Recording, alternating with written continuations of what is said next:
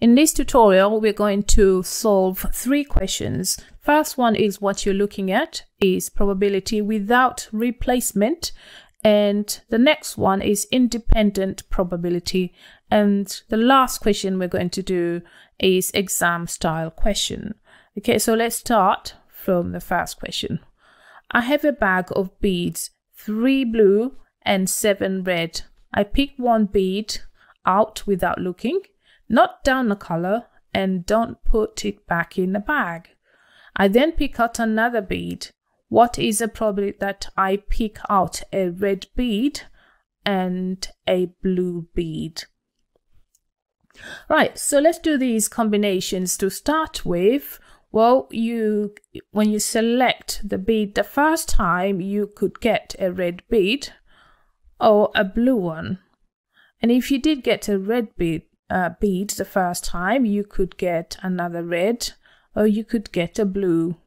And if you did have a blue the first time, you can still get a red or get a blue. Okay, now let's put probabilities on the branches. So the first time, the chances of getting the red bead, well, I have 3 blues and 7 reds. So in total, there are 10 beads. And there are 7 reds. So that's 7 out of 10. And the probability of getting a blue the first time would be then 3 out of 10. But now I take the bead and just put it aside. I don't put it back in the bag.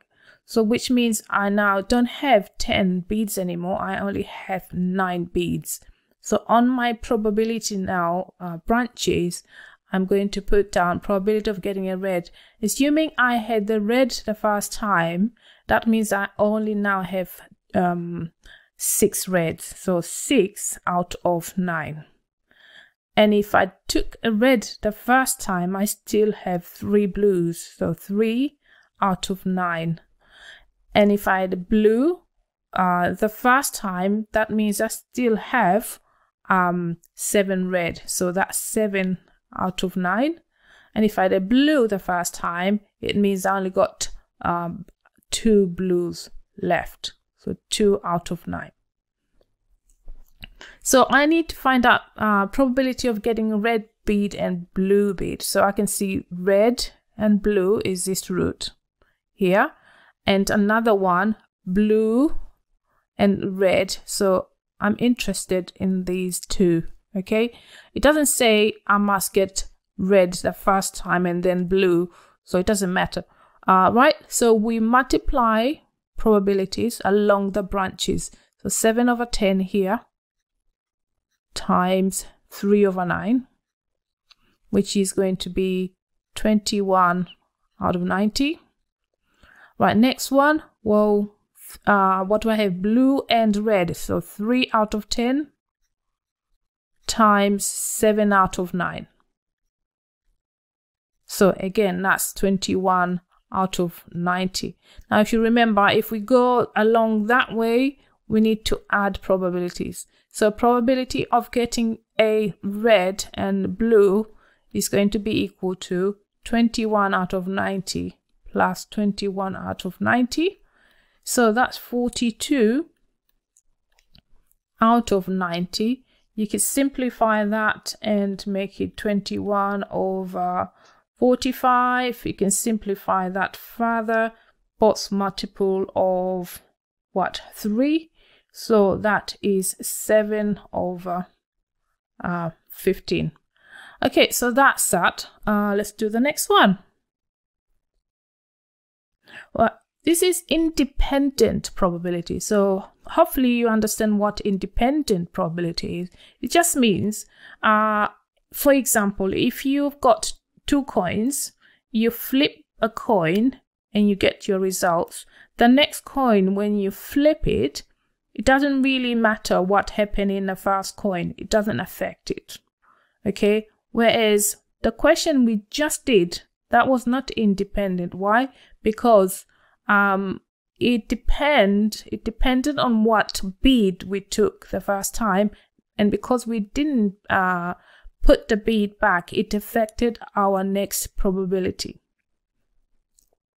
Right, so we need to do this question. A spinner has 3 red and 2 yellows.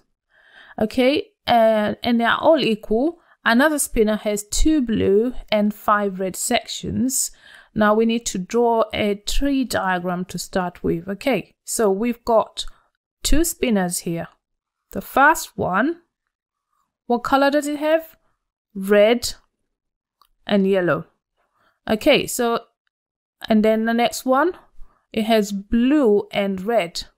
So second time I could get blue or red. Sampling here, I could get blue or red. Okay, so now the next thing we need to do is put probabilities on. Probability of getting the red from my first spinner is 3 out of 5, so 3/5. And probability of getting a yellow from my first spinner is 2 out of 5. Now I'm going to the next spinner. So this is first spinner and this is your second spinner now. Okay, so if I did get a red for the first from the first spinner, on the second one I could get blue and red. Okay, so what's the probability of getting a blue on the second spinner? Was 2 out of, well, there are 7 colors in that, so 2 out of 7. And getting a red is 5 out of 7. And then again, getting the blue will be the same, 2 out of 7, and the red is 5 out of 7. Now I need to find, well, the first question is done. That's your probability diagram. Find probability of getting a red section on the first and blue in the second. So red and blue. So I can only go this route. So this one here, probability of getting red and blue. It's going to be, we multiply probability, so that 3 over 5 times 2 over 7, which is going to be 6 over 35. Okay, so that's your answer for this one. B is done. What is the probability of getting the same color? Well, there's only red and red here because I've got a yellow here, so that's not going to give me a yellow on that side. Red and red, so I need to go this route. Same color is only red and red. So on the first spinner, my probability of getting a red is 3/5, and on the second one is 5/7, which is going to be, well, cross that one out, one that's going to be 3 out of 7. Now for the last question, the question says a fair 12-sided dice is numbered 1 to 12, and it's got 12 sides and is rolled 3 times. What is the probability that all 3 rolls produce prime numbers? Give your answer as a fraction in its simplest form. So let's do just this question first. What numbers do we have? We have 1, 2, 3, 4, 5, 6, 7, 8, 9, 10, 11, 12. So we have 12 numbers altogether. Probability of getting a prime number is, how many prime numbers do we have? Well, 1, 2, 3, 4, 5. So it's 5 out of 12. What we want is to get a prime number, and a prime number. So that's what we're looking for, is probability of getting a prime number, and a prime number. So when we say and, we multiply probabilities. So it's 5 out of 12 times 5 out of 12 times 5 out of 12, which is 125 divided by 1728. Right, B. What is the probability that exactly one of the number is less than 5? Give your answer as a fraction in its simplest form. Okay, so first we need to calculate probabilities of getting less than 5. Okay, so probability of getting less than 5. Well, how many numbers are less than 5? Well, 1, 2, 3, 4. So it's 4 out of how many numbers? 12. So that's 1/3. So that means probability of getting 5 or more is going to be, sorry, that should be 3 there, is 2 out of 3. Right, so I'm going to call this probability of success because that's what we want, to get just one number that's less than 5. And then I'm going to call this one as a failure. So to probability of getting less number that's less than 5, what do we need? We need to get a success, 5, 5. We need to have exactly one success. So that probability, or this probability where we have failure, success, failure, plus probability of failing, failing, and success. So these are options. First time we could succeed getting number less than 5, and then the rest would be more, 5 or more. And then second time I could get bigger or equal to 5, less than 5 here just once, and so on. So when we have this scenario, we multiply these probabilities. So success is what? 1/3 times 2/3 times 2/3 plus what failure is 2/3 times success is 1/3 times 2/3 plus 2/3 times 2/3 times 1/3. Okay, so I will just do this one up here.